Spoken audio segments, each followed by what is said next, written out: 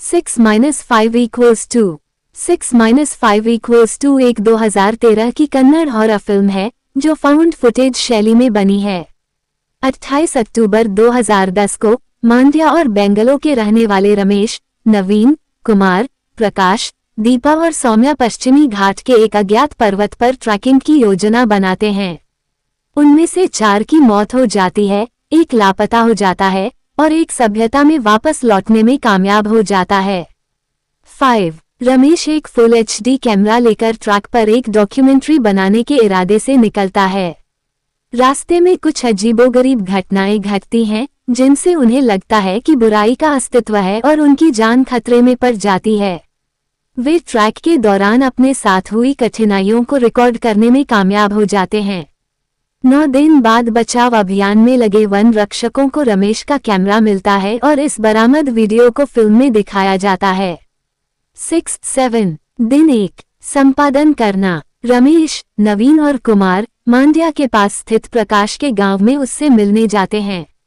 वे सब मिलकर अपने बचपन की यादों और अपनी यात्रा के बारे में बातें करते हैं।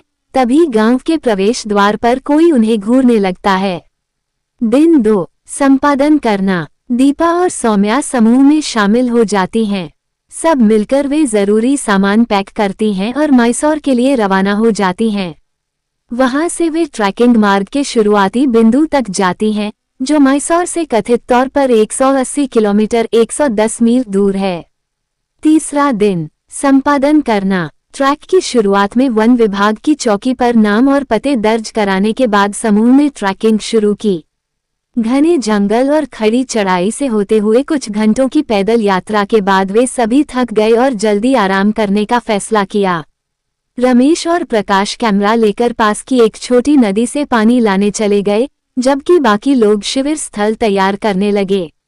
जब प्रकाश पानी भर रहा था, तभी अचानक कैमरे की बत्ती बंद हो गई और उन्हें एक तेज आवाज सुनाई दी। आवाज से चौंककर रमेश और प्रकाश ने घबराकर कैमरे की बत्ती जलाने की कोशिश की। जब आखिरकार बत्ती जल गई, तो उन्हें नदी के पास कुछ भी असामान्य नहीं दिखा। रमेश ने सोचा कि शायद कोई पत्थर पानी में गिर गया हो या कोई जानवर हो, और उन्होंने इस बात को नजरअंदाज कर दिया और शिविर स्थल पर अपने समूह के साथ मिल गए। दल आगे बढ़ता है। जब वे जंगल के बीचों बीच पहुंचते हैं, तो रमेश को एक अजीबोगरीब पेड़ दिखाई देता है। उसकी शाखाओं पर कई खोपड़ियां लटकी हुई हैं। जब उसे एक महिला की आवाज सुनाई देती है जो उसे रमेश कहकर पुकार रही है, तो वह डर जाता है। यहीं से उनके जीवन को असली खतरा शुरू होता है। चौथा दिन संपादन करना। अगले दिन सुबह प्रकाश को बुखार से पीड़ित पाया जाता है और बाकी 5 उसे वहीं छोड़कर आगे बढ़ जाते हैं। सभी पहाड़ की चोटी पर पहुंचते हैं और रमेश पहाड़ी की चोटी पर एक खोपड़ी रख देता है। फिर वे एक तस्वीर लेते हैं। रमेश के बैग में अचानक आग लग जाती है। वापस लौटते समय वे बुखार से पीड़ित प्रकाश के पास जाने की कोशिश करते हैं। उन्हें उसकी आवाज सुनाई देती है, लेकिन वे उस तक नहीं पहुंच पाते और रास्ता भटक जाते हैं। सौम्या अचानक कहती है कि यह किसी बुरी शक्ति का काम हो सकता है। नवीन के पास एक योजना है। वो बीच में एक डिब्बा रख देता है और बुरी शक्ति को चुनौती देता है कि वह आए और बस डिब्बे को पलट दे। कुछ ही सेकंड में एक जोरदार धमाका होता है और सभी 5 अपनी जान बचाने के लिए भागते हैं। वे रात में जंगल में ही आराम करते हैं। आधी रात को कोई चीज आती है और रमेश की पीठ पर वार करती है, जिससे वह गिर जाता है। कुछ मिनट बाद सभी जागते हैं और रमेश की पीठ देखते हैं और पाते हैं कि बुरी शक्ति ने रमेश की पीठ पर हाथ का निशान छोड़ दिया है। रमेश के पूछने पर नवीन कहता है कि कुछ नहीं हुआ। दिन 5 संपादन करना। अगली सुबह वे शहर जाने का रास्ता खोजने की कोशिश करते हैं। सौम्या बहुत थकी हुई है और अचानक बेहोश हो जाती है। नवीन और कुमार पानी लेने जाते हैं।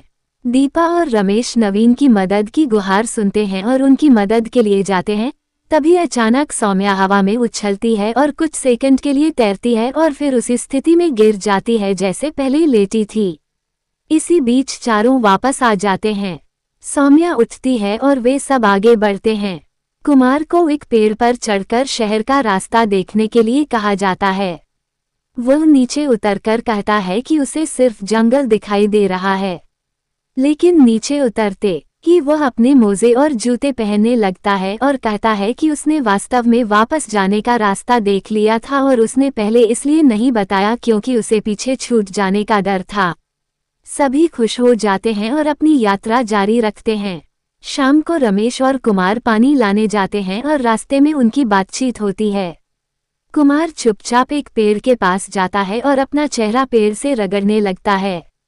रमेश चौंक जाता है और कुमार के पास जाता है। तभी कुमार मुड़कर देखता है और रमेश को देखता है। रमेश कुमार का चेहरा बुरी तरह से क्षतिग्रस्त देखकर दंग रह जाता है। फिर कुमार भाग जाता है। रमेश उसका पीछा करने की कोशिश करता है लेकिन वो कुमार को खो देता है। तभी रमेश क्रू के पास पहुंचता है। दीपा, सौम्या, रमेश और नवीन सोने का फैसला करते हैं और कुमार की तलाश जारी रखने का सोचते हैं। थोड़ी देर बाद कैमरा अपने आप बंद हो जाता है। कुछ समय बाद कैमरा फिर से चालू होता है और हम देखते हैं कि कुमार पीछे पड़ा हुआ है लेकिन कोई उसे नोटिस नहीं करता।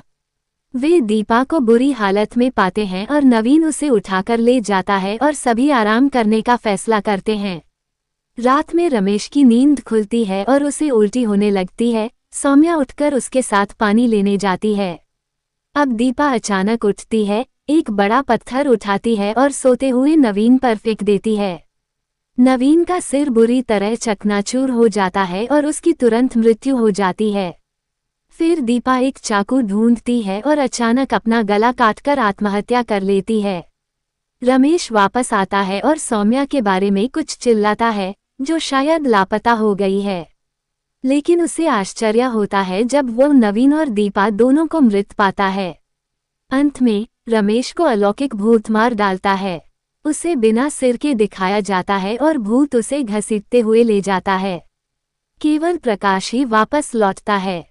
कुछ दिनों बाद रमेश का कैमरा मिल जाता है और अब उसे सिनेमाघरों में दिखाया जा रहा है।